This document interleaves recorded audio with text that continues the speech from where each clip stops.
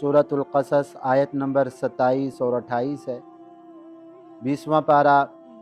कल वाले दर्स के अंदर हमने पढ़ा था कि हज़रत मूसा अलैहिस्सलाम जब हज़रत शुएब अलैहिस्सलाम के पास पहुँचे और अपने हालात बयान फरमाए तो हज़रत शुएब अलैहिस्सलाम ने उनको तसल्ली दी और हज़रत शुएब अलैहिस्सलाम की बेटी ने कहा, अब्बा जान ये मुसाफिर भी हैं और बेघर भी हैं, तो ऐसा करें कि इनको मज़दूर रख लें, मुलाजिम रख लें।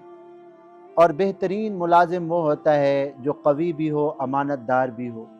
कल इसके ऊपर मैंने तफसीलन अर्ज़ किया था कि कुरान के इन दो लफ्ज़ों ने हमारे लिए राहें खोली हैं कि मज़दूर और मुलाजिम और किस को रखना चाहिए और ओहदा किस के हवाले करना चाहिए। उन लोगों के पास उन लोगों को मुलाजिम मज़दूर रखना चाहिए और ओहदा उन लोगों को हवाले करना चाहिए जो बासलाहियत भी हों, यानी उसके करने के ऊपर कादिर भी हों और अमानतदार भी हों। अगर इनमें से कोई एक सिफत नहीं है, काम करना ही नहीं आता, जानते ही नहीं, तब भी तबाही होगी। अगर काम करना जानते तो हैं लेकिन खाइन हैं, तब भी तबाही होगी। जैसे आजकल हम अपने मुल्क का हाल देख रहे हैं, ओहदे उन नाल आलू के सुपुर्द होते हैं जिनको पता ही नहीं, जो घर भी नहीं चला सकते, मुल्क उनके हवाले कर देते हैं। जो हिर्स व हवस के भूखे होते हैं उनके हवाले कर देते हैं। ओहदे इक़्तिदार उन लोगों के पास होता है जिनके अंदर न सलाहियत है न अमानत है। तो इसलिए आज तबाही तबाही है। हज़रत शुएब अलैहिस्सलाम ने अपनी बेटी से कहा, आपको कैसे पता चला कि ये आदमी कवी भी है, अमानतदार भी है, ताकतवर भी है, अमानतदार भी, आपको कैसे पता चला? हज़रत उमर रज़ी अल्लाह ताला अन्हु की रिवायत है कि हज़रत शुएब अलैहिस्सलाम ने अपनी बेटी से पूछा कि आपको कैसे पता चला कि ये अमानतदार है और कवी है? उन्होंने अर्ज़ किया, अब्बा जान इनकी ताकत का अंदाज़ा तो मैंने इससे लगाया कि जिस कुएं के ऊपर पत्थर रखा था ना, 10 आदमी कम अज़ कम मिलकर उठाते थे। इतना भारी पत्थर था, इन्होंने अकेले उठा के एक तरफ कर दिया। ताकत के बगैर तो नहीं होता ना। तो ताकतवर तो मैंने इनको देखा कि माशाअल्लाह काम करने के लिए ताकतवर होना ज़रूरी है, तो ये ताकतवर तो इसलिए है। और अमानतदार इसलिए हैं कि जब मैं इनको बुलाने गई तो मुझे कहा कि आप मेरे पीछे चलो, मैं आगे चलता हूँ, ताकि बेख्याली के अंदर भी किसी गैर महरम के ऊपर नज़र न पड़े। तो ऐसा बाहया और ऐसा अमानतदार कहाँ मिलता है? हज़रत शुएब अलैहिस्सलाम ने फरमाया, इन्नी उरीदु अन उनकिहा का इहदबनतैया, अब आप हमारे पास मजदूर रहो, मैं ये चाहता हूँ अपनी इन 2 बेटियों में से एक बेटी का निकाह आपसे कर दूँ।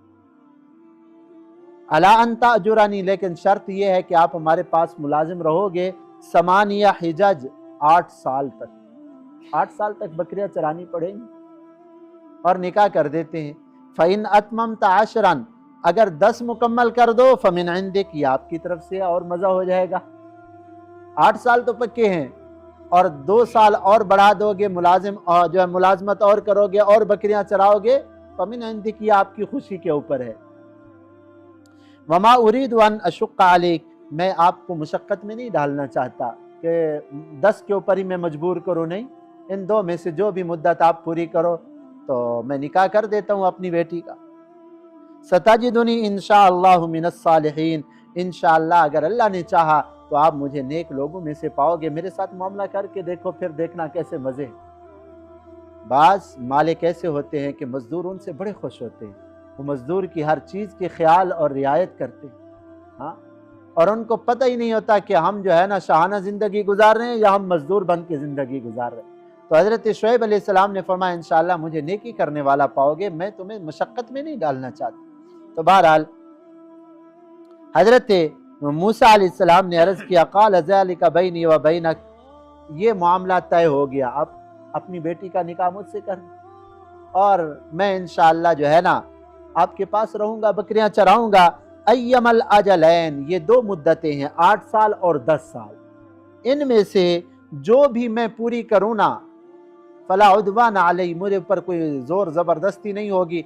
8 साल तक मैं बकरियां चरा के फिर जाना चाहूँगा तो आपकी तरफ से मुझे इजाज़त होगी, मजबूर नहीं करेंगे।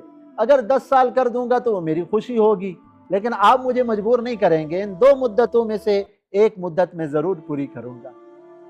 अब निकाह हो गया, حضرت شعیب علیہ السلام کی جو بیٹیاں بلانے کے لیے آئی تھی نا، ایک کا نام صفورہ تھا، وہ بڑی بیٹی تھی، علماء نے لکھا، بعض نے کہا چھوٹی کا نام صفورہ تھا، بہرحال جو بھی تھا، تو حضرت موسیٰ علیہ السلام کا نکاح ان سے ہو گیا۔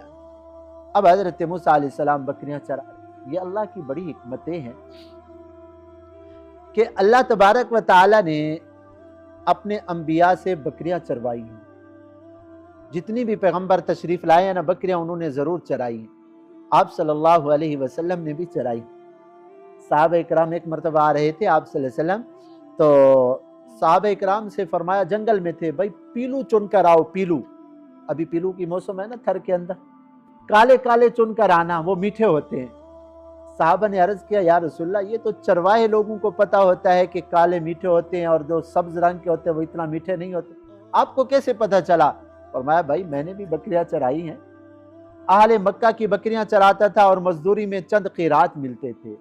علماء نے لکھا ہے نا کہ بکری، جتنی بھی جانور ہے نا، بکری ایسا جانور ہے جو بڑا جو ہے نا، آپ ایسا سمجھے جو ہے نا پھرتیلا جانور، بھاگنے دوڑنے والی، تو مالک کو کیا کرنا پڑتا ہے، بڑا خیال رکھنا پڑتا ہے اس بکری کو، جو چرانے والا ہوتا ہے ہر وقت چوکنا رہنا پڑتا ہے، اگر مالک تھوڑا سا بھی ادھر ادھر توجہ کی نا، بکریاں بھاگ جاتی۔ تو انبیاء کرام نے بھی اپنی امت کو سنبھالنا ہوتا ہے، اور بکری کے اندر کچھ شریف بھی ہوتی ہیں جو چپ کر کے بیٹھی رہتی ہیں، کوئی بھاگنے دوڑنے والی بھی ہوتی ہیں۔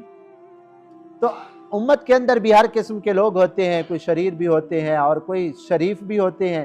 تو پیغمبر کو جو ہے نا اپنی امت کی اصلاح کرنی ہوتی ہے، ان کی تکلیفوں کے اوپر صبر کرنا ہوتا ہے، تو اس لیے انبیاء کرام سے کچھ بکریاں چروائی جاتی ہیں تاکہ جو ہے نا ان کے اندر وہ صبر اور ہمت اور یہ چیزیں پیدا ہوں۔ تو بہرحال واللہ علی ما نقول وکیل، ہم جو یہ معاملہ کر رہے ہیں اس کے اوپر گواہ اللہ تعالیٰ کی ذات ہے، بس اللہ گواہ ہے، ہمارا یہ معاملہ طے ہو گیا۔ موسیٰ علیہ السلام وہاں رہ پڑے، اور کتنی مدت تک وہاں بکریاں چرائیں؟ علماء کرام نے لکھا ہے کہ حضرت موسیٰ علیہ السلام نے اعلیٰ کے اوپر عمل کیا، اعلیٰ افضل یہ تھا کہ زیادہ احسان کریں۔ 10 سال تک وہاں بکریاں چرائیں، وہاں رہ موسیٰ علیہ السلام، اور پھر 10 سال کے بعد آگے والی آیات کے اندر آ رہا ہے موسیٰ علیہ السلام یہاں سے واپس ہوتے ہیں۔ بہرحال اللہ تعالی ہمیں بھی قرآن سمجھنے کی، عمل کی توفیق عطا فرمائے۔ الحمدللہ۔